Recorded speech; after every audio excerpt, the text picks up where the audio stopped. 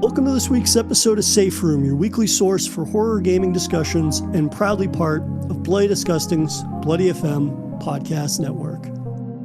I'm your host, Jay Krieger. And I'm the other one, Neil Bolt. And this week, we've got an all-new roundup of Horror Bites, our indie horror showcase where Neil and I both bring a couple of bite-sized experiences. Sometimes they're demos and sometimes they're these game jam entries that we kind of just stumble upon during the course of a week and whatnot.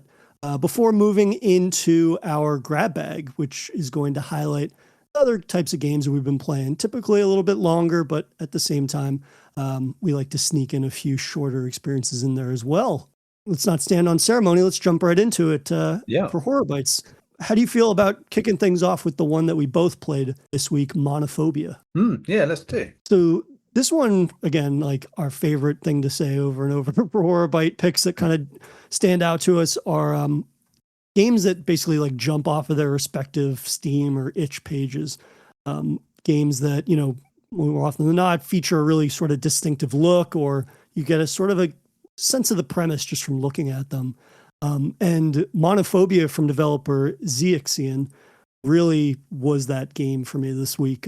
So the most notable thing about this right from the jump is that this game's graphics are utilizing 100 or more scanned traditional watercolor artwork from the developer. And so that's basically the style of the visuals in this game. And it's exploring this notion of a character that has monophobia, which is basically an intense, irrational fear of being alone or isolated. And so you being this basically recluse person is left in their apartment, and potentially they're the last person on Earth. There's sort of like this event that's alluded to. And it's you just navigating the apartment, and then you're kind of like getting these little snippets of dialogue that give you more insight into their own sort of like continuously deteriorating mental state. Now, naturally, like the visuals for this, as I said, are really the draw. And I was just really impressed with the fact that, like, for starters, maybe this is a developer that doesn't have a background in like traditional coding. So utilizing clearly their own artistic prowess that might not be the traditional presentation of games actually really elevates this narrative, maybe even more than a traditional sort of graphical style, if you will. And it did a really great job, I think, of utilizing this visual style with this color palette that's able to do a lot of the heavy lifting that the narrative bits are basically like a sentence or two at most for some of the watercolors, but you don't have to have a lot of like descriptive dialogue. It's mostly just like getting an insight into how that person's feeling, but then at the same time, the color palette and the sort of, I don't know, the lack of fine detail that's part of watercolors, I think does a lot of the heavy lifting with that like psychosis aspect of this character's kind of predicament. Yeah, no, I don't disagree at all there. That's it does really utilize that painting style so well. Like, and there was so many times where before text came up, you'd have the image, and it's not like especially clear, but because of the tone that's been set already, you kind of get the gist of what's being about to be said. And even then, like descriptively, the words help so much, I think, in terms of like adding layers to what you're seeing, like in this, I wouldn't call it abstract, but like almost smudgy, I guess, in a way, in terms of what it is. Like there's this really descriptive thing at one point where it gets very surreal and a bit grim, like, and the descriptive thing of it and what's shown is like it works so well in tandem without like being graphic. And I was just like blown away by like how powerful that was in that moment, and just moments like that throughout. I mean, we've played a few games that sort of do this, you know, with this kind of story for like someone who's very much like homebound and like describing how they feel and the energy it takes to do things like that. And it's some have been very successful at, some less so. But this one, you know, with the premise that it has about this, you know, is it really about like an apocalyptic event where you are the only person, or is it just about, you know, the mental state of someone in general, and like which you could take it as both. I think because one could infer the other quite easily. I think with this story, uh, I think it's a beautiful way to sort of tell this story. Like that is, as you said, very simple. There's sort of in between bits where you kind of control, the character sort of going on this top down sort of diagram of the room.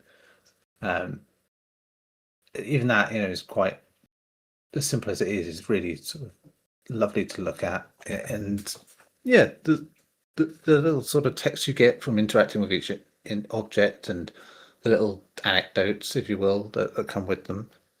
Yeah, they do build up this idea of the character and their mindset, and it's strong stuff. I think I think having this sort of medium for it is obviously a great sort of hook to have, but I think it's more than just a gimmick. It just feels like a very expressive part of the story, where they've basically found the way to sort of show how they feel. I'm not saying it's autobiographical, but I think there must be some aspect of that in terms of how descriptive the feelings are in this story.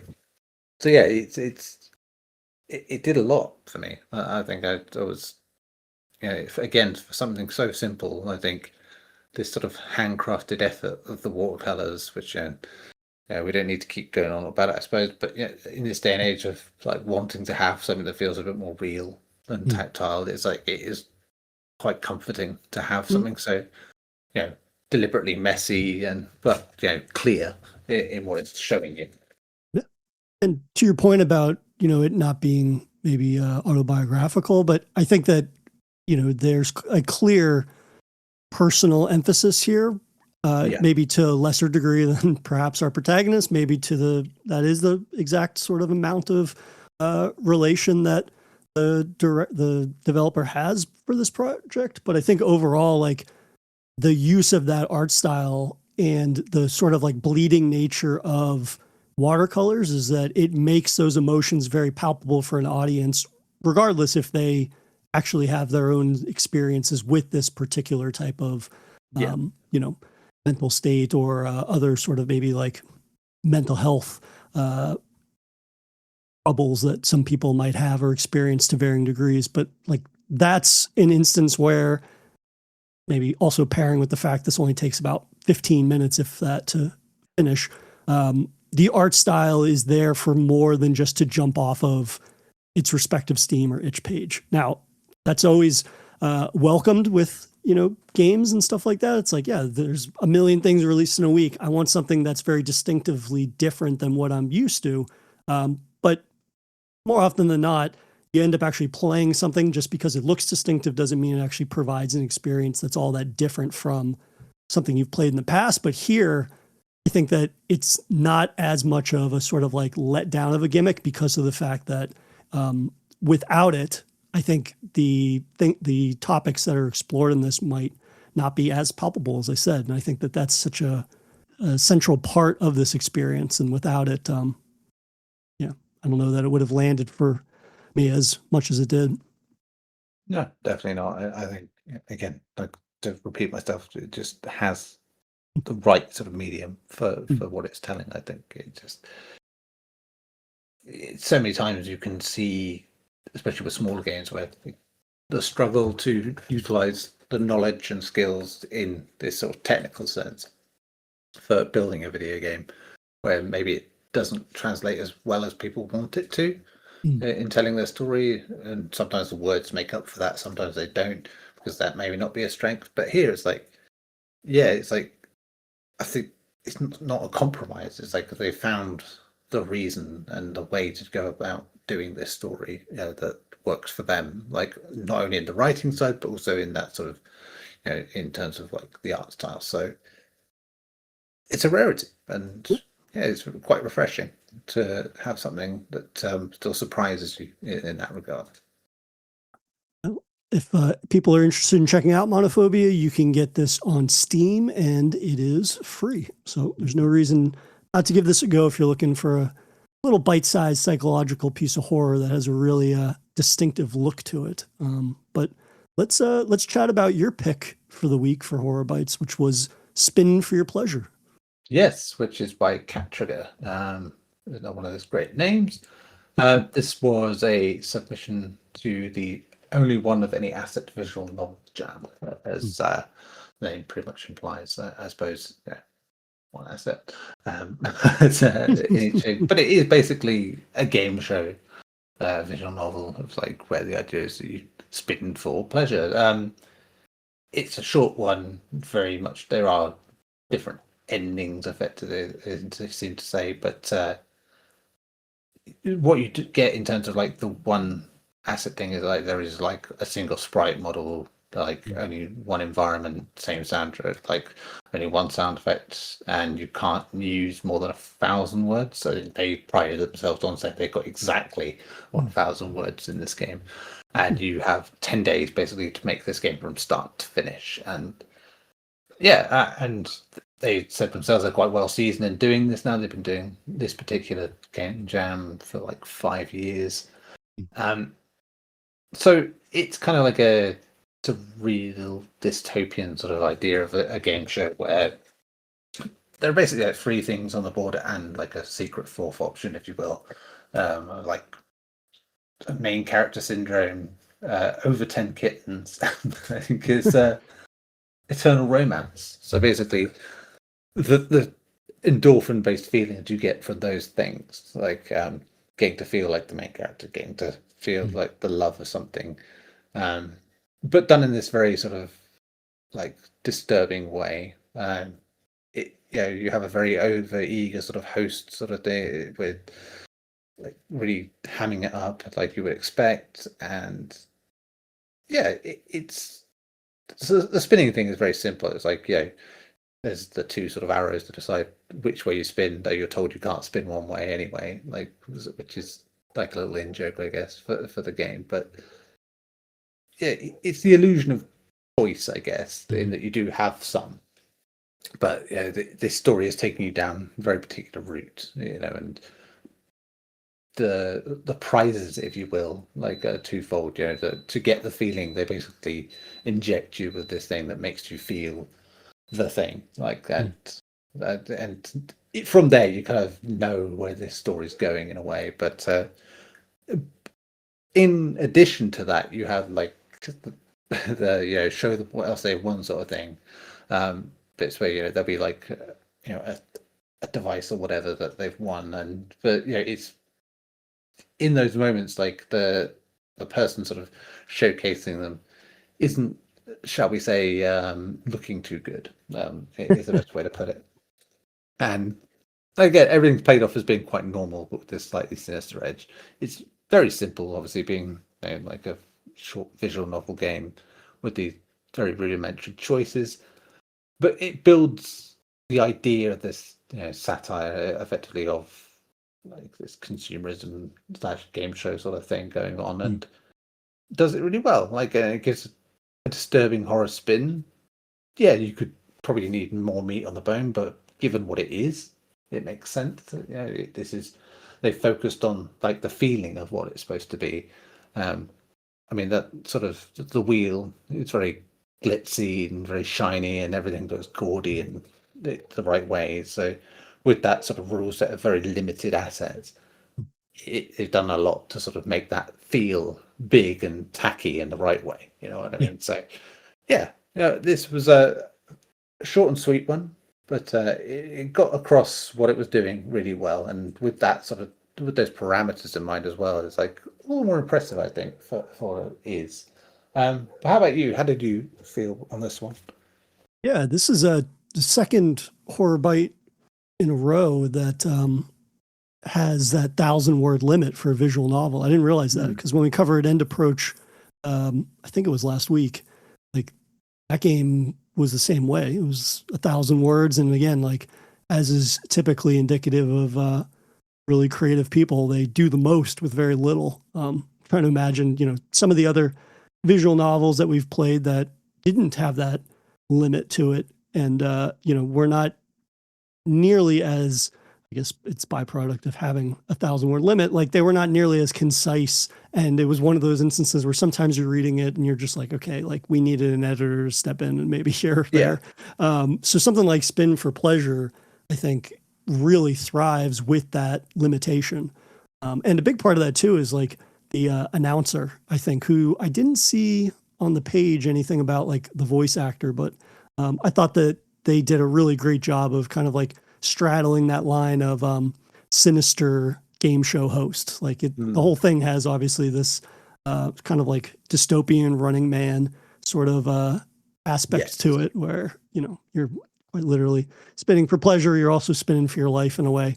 But yeah, I just thought that like it is a relatively short experience, obviously, like most horror bites, but I think that's why the humor works as well as it does.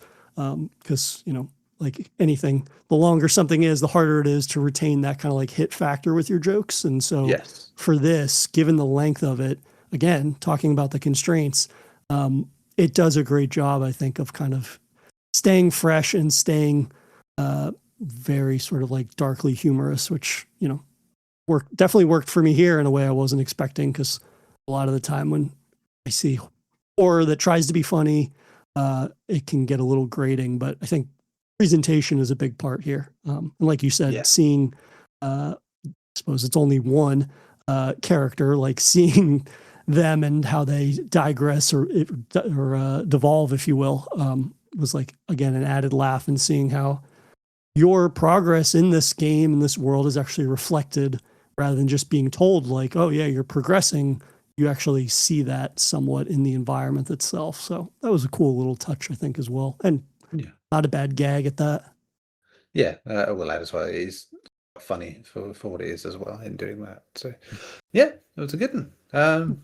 But we have one more pick, don't we, from you?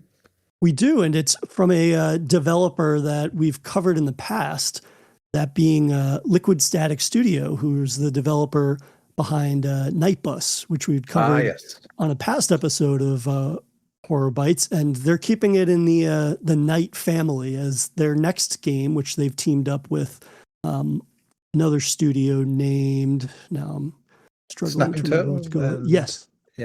Yes, Snapping Turtle in Liquid Static Studio, and they have released the playtest for Night Plane, which is, as you guessed it, taking place on an airplane. But there's a little bit more to that, because with Night Bus, you were just on a bus, and Night Plane uses the entire setting. It's not just a plane; it's also on the ground in the airport.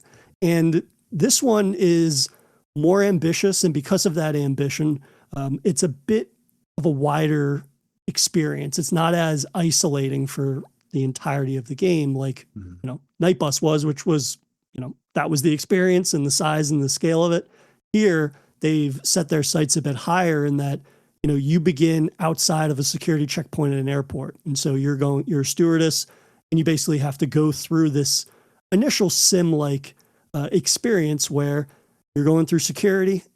You get to understand like what that process is like, and then you're in this like lobby basically afterwards. And so you might run into some other passengers that are waiting around for their flights, and you might get these little side quests before you progress, and then you find yourself at the ticket counter. And so then you start scanning in passengers, and this portion of the experience is very much akin to like Papers, Please, where there's 5 or 6 people waiting to board. They hand you their ticket, you scan it into the computer, and then you're basically fact checking. And you can either accept their ticket or deny their ticket based on irregularities either in their ticket or in the things that they say, before you end up on the plane itself. And that's where the true horror of the experience begins. You are a flight attendant, so you have the cart, and you basically have to respond to passengers' requests, which quite often is like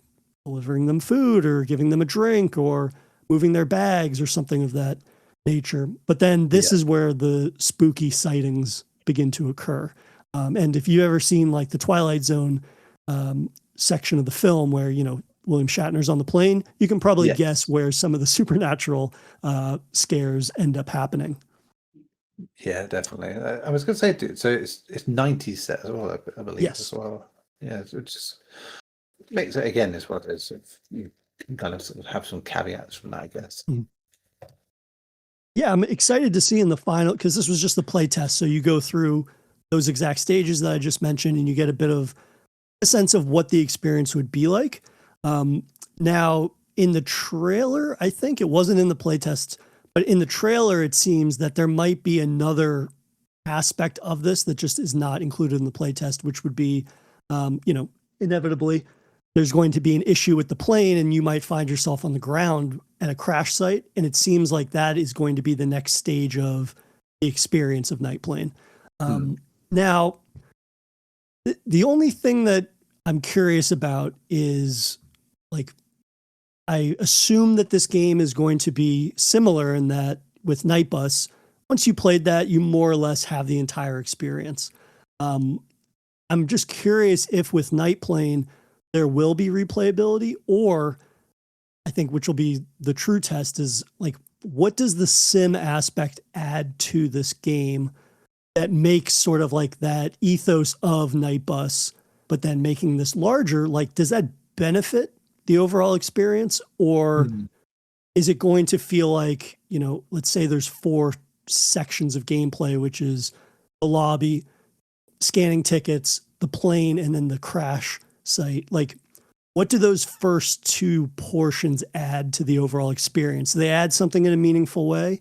Um, if they're just like part of the sim nature of it, that's, you know, if that's the experience, that's the experience. And I'm not going to say like they were, you know, not poorly designed or developed or whatnot, but it kind of just felt like, you know, the first two portions of Night Plane feel like the first sort of like build up sections of a majority of horror bites that I've played that have you in an occupation where it's kind of like the mundanity, which we've talked about being a positive in the past, but here it just feels like there might be a little too much of it.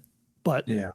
I mean, I won't know until we get around to playing the full release. But I don't know. I think that just from a standpoint of like more complexity, that is impressive that there is more aspects like that that were in Night Bus. But at the same time, I think it kind of shows the Liquid Static Studio with Night Bus and how self-contained and how much shorter of an experience that was.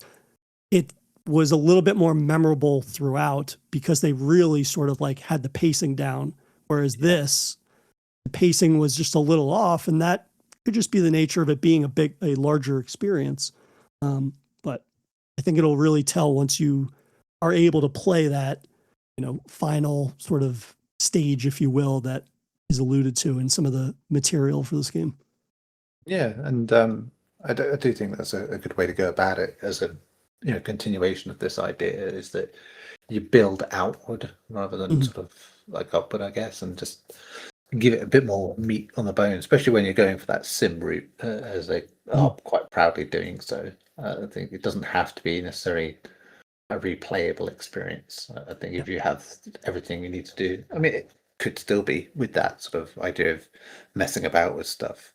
But yeah, if you don't want to push things too far and like, I mean, you can still make a better game than Mhm. the Night Bus one. And yeah, I think already there's like such a sweeping change from that first game to really go up a level with this one Mhm. and just have this like you said, to have that much more to it. Just Yeah. with that first game being very much bus based the entire time, Mhm. to go through the whole jobs, here is yeah, refreshing and quite intriguing as well. Yeah, this one is slated to be released later this year.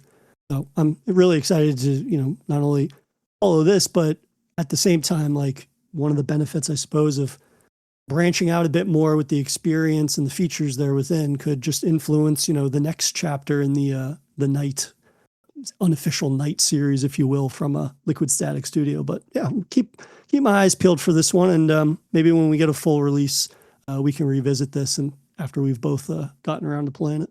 Yeah, absolutely. But that's going to do it for our horror bite picks for this week. So let's take a quick break, and when we come back, we're going to share some first impressions on the upcoming release of Dead Stop No Vacancy before you tell us all about Gylt. But more on those games in a moment. And we are back from our break. And I suppose, what would you like to start with? You want to do our Dead Stop impressions, or do you want to share some of your time with Gylt? What would you prefer? Let's start with Gylt. Let's go. Keep the back and forth going, I suppose. Yeah. Yeah. So Gylt came out in 2023 from Haven Media and Parallel Circles. It on a basic sort of level, you could call it like Silent Hill for kids, if you want, in terms of like not necessarily for kids, but like it has kid protagonists and has a more family-friendly vibe while still being quite creepy. So it's a third-person game where you go about a creepy town that's changed to sort of manifest the protagonist's fears and such. In this case, you are this young girl, Sally, who living in this town of Bethelwood, Maine, and basically has a hard life, bullies after her and stuff like that, and she's lost her little cousin who disappeared in this town, and she's putting out flyers basically when you start the game to sort of do this. Shortly into the game, after escaping from the bullies in the woods, she takes a cable car ride and ends up in a alternate version of her town where these strange monsters are going around the place, and like she's keeps seeing her cousin Emily and chasing after her. And it then from there becomes like a mix of stealth and action in that sort of third person sort of idea. With this, I'm trying to think of what you'd call it in terms of looks, but it's like, there's a very particular sort of style to it that I don't want to say Netflixy kid stuff, but like this, it's like that sort of tween sort of adult, not adult animation, but like teenage animation sort of style thing. Reminds me a little bit of like Monster House. That's the one. Yeah, that's actually the exact thing I was thinking of there in terms of stuff like that. And what's that Guillermo del Toro kids series as well? Arcadia something. But yeah, it's like people know if they know now if I said it. It kind of has that. You had this whole thing of like light works against certain enemies, and you basically get this flashlight that you can upgrade and do different things with, and you can do like stealth attacks on enemies with light and stuff. But you're not vulnerable, but you are still a child facing off against creatures and stuff like that. The game is like, design wise, as I said, is quite vibrant for what it is, despite it being very dark in color scheme and general. But like the enemy design is like quite fascinating in this. Like I do like the basic enemies are just like these weird like froggy type monsters with upside downy faces, and then you get these boss characters that are like, I mean, there's like an earlier section in an arcade where you come up against like this first boss proper, I suppose, where it is this combination of like a cinema lens, and this big gangly creature, and it's like, it is a stealth section to avoid it, but it's the way it's presented is really cool, and the game kept surprising me with that. It's like I thought it would be quite regular sized creatures and stuff like that, but it keeps throwing like interesting things at you. Like there's a point where you see something that's like towering over you as well, and like one of the early sections is in the school sort of place, and it is just like frightening, sort of like in terms of for a kid sort of based horror game, how like everything is manifests in certain ways. And the story is quite interesting as well. Like it's told through lots of notes like you would expect, and little things in the sort of environment. I mean, Tequila Works are part of this. I think they've changed names since this, but they made a game called Rhyme, which had like a really good story. I found I really did enjoy it. It was like it dealt with like grief in a way that I didn't expect. And here it's like it's quite a respectable kind of story of like in terms of being like about kids, where it's not shying away from the dangers, but like still being careful enough. It's like it's what would you call introductory horror, I suppose, in so many ways, without being the kind of typical sort of thing that is popular in that space, I suppose, which is probably why it sort of ended up not being on our radar, I suppose, when it came out. Because if I'd known it was Tequila Works, for one, I would have been like, oh, I love Rhyme, so yeah, that'd be great, a horror game from them. But I suppose because there's this natural sort of aversion to a lot of the stuff that is focused at kids in terms of horror, because it tends to be quite shallow and one note. That yeah, maybe it just passed by. But yeah, I don't know. It was on sale. I saw it and I was like, oh yeah, this really looks cool, and I really enjoyed my time with it. Like there's so much to it that is your bog standard sort of survival horror stuff, but in this context and with like these, it kind of goes more like Luigi's Mansion, I guess, in some ways, in terms of like how it plays out without like the silliness, I guess. But yeah, I do love the creativity on the show. I do love the tone. It's my only annoyance is I didn't play it in like October, because it just feels like it feels like this autumnal kind of game, doesn't it? It's like which is like there's lots of games like that where I just kick myself that I played it at the wrong time and go, this game should have been here whenever, like that. I think when it came out it was like summer as well, so yeah, but alas, but maybe I'll replay it during then. So would you say that a game like Fear the Spotlight is kind of a fair parallel almost to the type of game this is, where it's not quite, I don't know, like not quite twee horror, but at the same time, like it's clearly geared towards a bit of a younger audience, but it lacks sort of the lack of emphasizing horror that maybe like, again, younger, like T. Barnard horror typically tends to lean towards. Yeah, I mean, they're very similar in a lot of ways. Like it's quite fascinating to come to this after that, as well. But Fear the Spotlight is like a smaller project anyway, but also a bit more streamlined in what it's doing, and older kids, slightly more, adult in themes, I think, as well. But it feels like, they feel like spiritual buddies in so many ways as a result of that. But I quite like that about it. Like, it's kind of like seeing the same story in a way told through different age groups, but with like obviously different things to it. But yeah, I do think that they do share some common ground. I added Gylt to my like watch list for Steam games, and also on Xbox, which I guess what did you play this on? I played PS5 for me. PS5 for you, okay. So I added this, but in the meantime, while I wait, I had installed Fear the Spotlight. So maybe I'll play through Fear the Spotlight now, and then I'll get around to this closer to spooky season. That would be. Oh yes, yeah, it'd be a treat for that. Yeah, Fear the Spotlight doesn't quite have that seasonal hook in the same way. So, but probably the other thing I will say about that game, it feels more like a usual sort of survival horror game in terms of like its structure. Like this does feel like a little gentler in that regard. So I'm very excited to check it out because this art style completely sold me on it. So I think that alone, it'll be worth checking out. How long, roughly, do you know this game is? I don't think it's that long. Yeah, it's no different to most survival horror games, really. So it's like you could do it in like 6 hours, maybe. I think. Yeah, that seems to be the sort of average for how long to beat. So yeah, that seems like a good spooky show. Oh, and it's currently on sale on. Perfect. One more on my back catalog. There you go. Oh, I will of course mention the soundtrack because that's like my given, which is by Chris Velasco, who's I hadn't heard do stuff in a while, I might add, but did like the stuff for.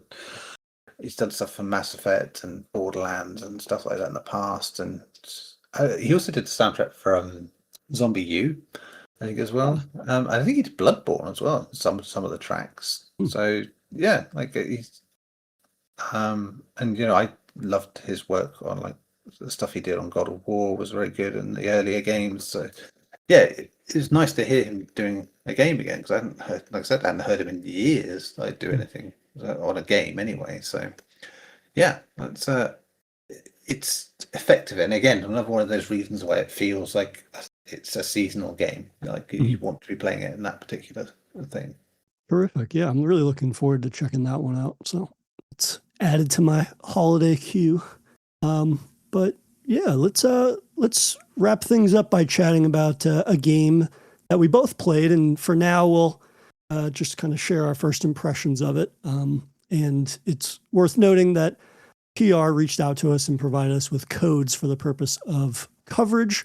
And I'm excited to see how this one landed for you because it has a setup that might be somewhat familiar to other games that we've played. However, it goes in some deceptively different directions. But that being Dead Stop No Vacancy from developer Camel 101, which is, from a presentation standpoint, it very much is another first person PSX lo-fi styled horror game.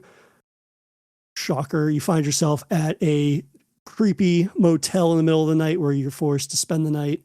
And things begin to go awry. So like the beginning of this one feels very familiar to a degree where you show up, it's mostly an isolated place.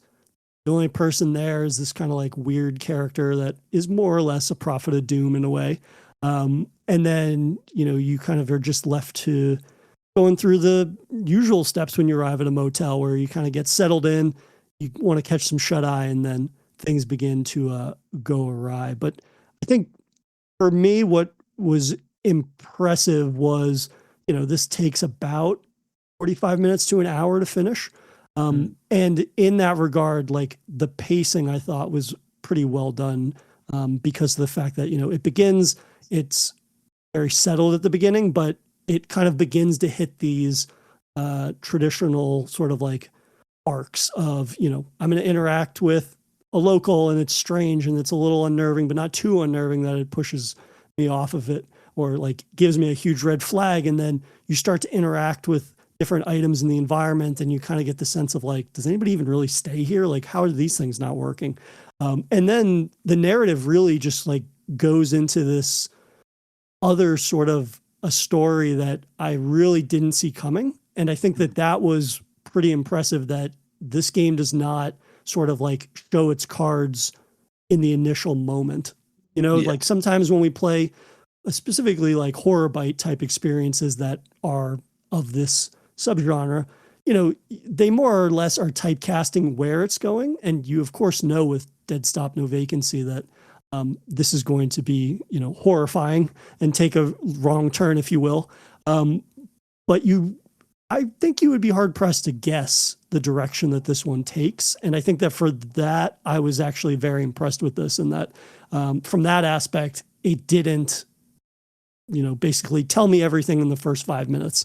You might be able to say the narrative route that it takes is, still somewhat trope heavy, but I think the ability to insert that along with the structure of the gameplay and how that changes slightly in the second half of the experience, it was just a nice surprise for something that if I just looked at it, I would assume I would know from the opening minute where this was headed. And this, Dead Stop No Vacancy did a good job of kind of like at least obscuring that direction it was taking for a majority of that intro section. Yeah, and you said we can't say too much yet, obviously, but like, being the first of like this anthology idea, which is intriguing in itself, like it does sort of inform the structure and time effectively of the story, and that's great to see because it again we've talked about this a lot with like horror bites where you have shorter games that have to fit in a certain runtime, and it's like you get a lot of games that pad to reach that time, and you get some that just really nail it and understand their time frame and make the most of it as a storytelling exercise. And I will say so far that this is like the pacing, as you said, it just makes sense for this. It feels like an episode of something, which is great. That's what I want. I think they are sort of going on this idea of like classic horror stories as the influence for each episode. So Yeah. yeah, which I think leads into the sort of stereotypical nature of some bits of it, but which is fine. Like that's great. That works for me. Um, yeah, it looks good in the same way that did you ever play Those Who Remain by Camel 101? Yes, I did. Yeah, which I thought had some good ideas and like visually was like really interesting in terms of what they did. Like really smart stuff. Very atmospheric, and again, this is something very manages to be very atmospheric from the start. Like Yeah.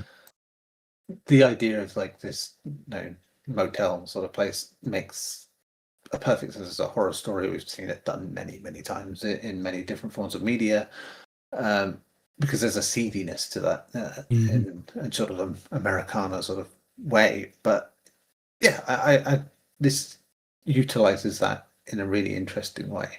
And while it's not like super detailed in terms of what you can and can't do in the game, I think in terms of it shaves off the bits that it needs to tell the story at the pace it needs to. Which I think, and as an introductory sort of story, so far it's working for me in that regard. Yeah, and I think likewise in terms of what we were talking about the sort of unconventional route that this will take, it does a good job, I think, of having the actual mechanics of the game scale to meet that in terms of like introducing a new aspect. Like it begins very familiar in that, you're going to be going around and interacting with objects in the environment, and then inevitably you're going to pick up, a tool or something that you need, bolt cutters or a room key or something like that. But then in the back half, there are some physics-based puzzles which are not prevalent in the first half. And so again, like it might not be something that is revolutionary in terms of these types of experiences, but I was pleasantly surprised that I suppose because of the structure of features in this and when they're introduced, I felt more engaged than maybe I would have been if they kind of like give you the broad swath of what this experience is going to be again in like the first 15 minutes of it or something.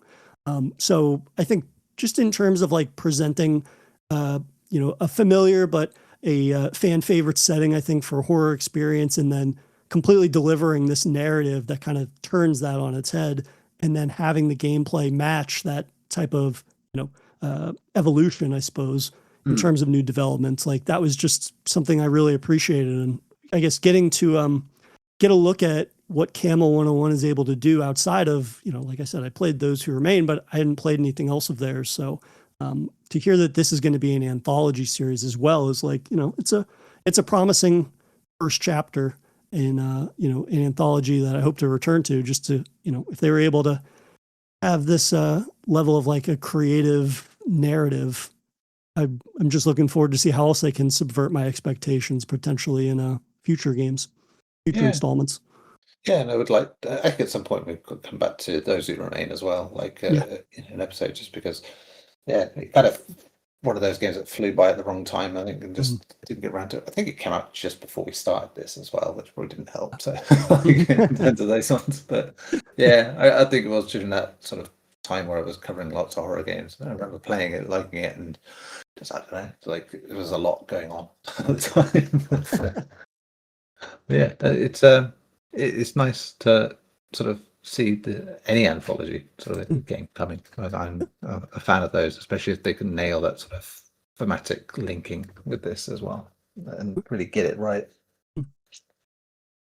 Well, I've added Those Who Remain to our, inevitable our coverage list. Granted, that list is about the size of my back catalog or our collective back catalogs, but I think, there's something about maybe like call them narrative focused horror games, walking simulators, if you will, such as those from this era that, I don't know, they were releasing so many that, it was easy for them to fall under the radar, but that would allow for some things like Those Who Remain to kind of like go unnoticed almost, because maybe they didn't have as much fanfare or whatnot. So getting to return to the well in that respect, I think will be fun, and just kind of getting to unpack a little bit more of like the potential that these, walking simulator style horror experiences have, because we've always said, like, narratively speaking, there are very few formats that are as beneficial in that regard. So it'll be interesting to revisit that one and get to chat about that in a little more depth amongst potentially,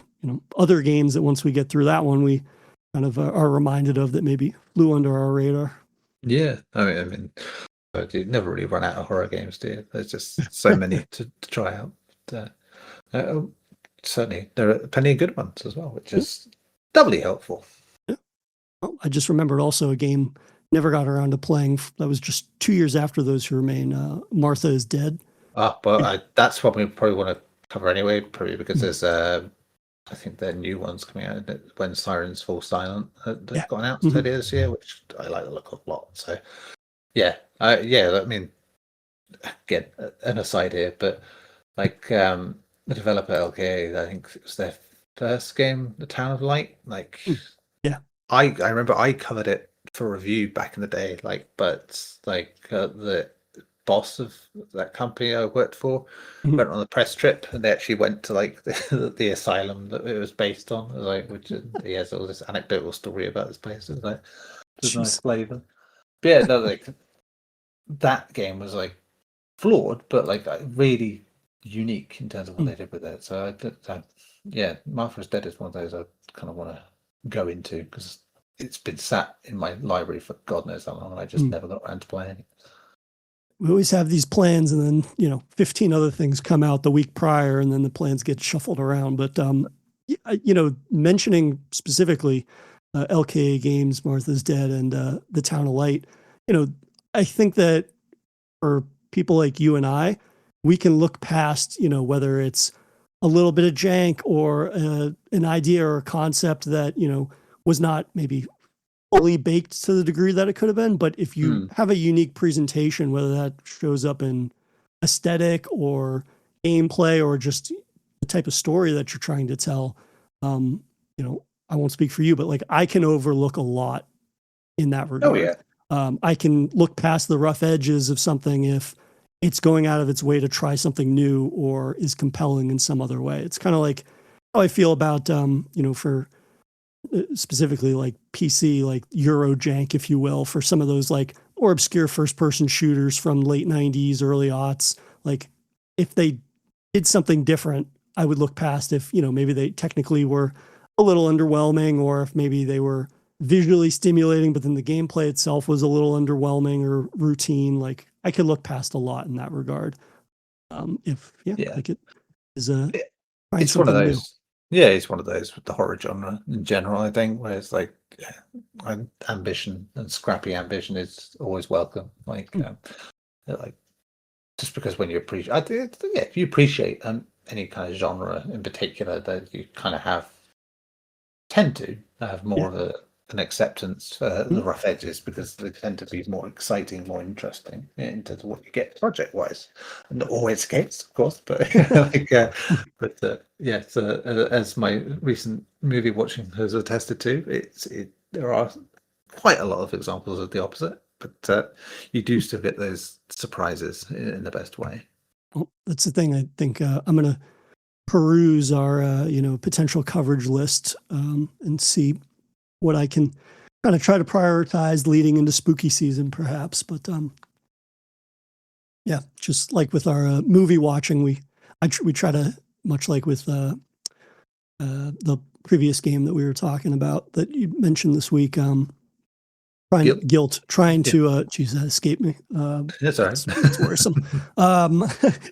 Seeing how I can kind of like try to have a few seasonal specific picks to get through, not to get through, to experience. To get through makes it sound far too negative, but just some things that I could try to like prioritize during spooky season or even leading into, the colder months when there's a lot less going on and see some stuff that escapes my mind.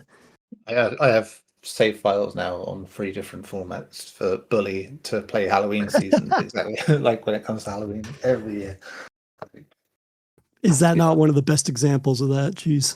Yeah. Oh man, like the fact that I do that specifically, so I can just go, yep, this year I'll play on this, and then it'll be great, and that's fun. But, that's a Rockstar thing for me, I think, as well. Their games kind of just feel like they're just that time of year, and they've got November covered this year, so it's fine. So. Well, yeah, I'm like I said, I'm looking forward to diving into what the rest of maybe the Dead Stop anthology series, where the direction that heads in. Because it's a pretty cool first chapter, if you will, in terms of like what this could look like from a Camel 101. But that'll do it for us this week with our horror bite and grab bag picks. Now, I guess a little bit of housekeeping. Next week, I'm going to be joined by a friend of the show, Aaron Boehm. He's going to be joining me to chat because I'm not going to be able to record with you again because I'm going to be on a brief vacation. So we'll kind of have an episode on the back burner, but I'm going to be chatting with Aaron about, one of the biggest horror releases of the year, which he was able to do a preview of for Bloody Disgusting before we share some of our games that we've been playing for the grab bag. And Aaron, nature of covering games a lot more than Neil and I, he's played a lot of the most recently released games and some stuff that I haven't had a chance to chat with you about. So if you're able to listen to that episode, maybe you can kind of at some point check them out. And when we get around to the end of the year, maybe we can revisit them to chat about them. But yeah, until then, my friend, as always, it's a pleasure chatting horror with you for Safe Room. Back at you, my man. Until the next time. Thank you for listening to this week's episode of Safe Room. If you've enjoyed our horrifying discussions, please take a moment to rate and review the show on your preferred podcast platform, as this helps us immensely in ensuring that the show continues to grow. For any and all show updates and additional content, you can follow Safe Room on all of our socials, which are linked in the episode notes below. And finally, you can send any and all emails to saferoompod@gmail.com. Thanks again for listening, and we'll see you guys next Monday.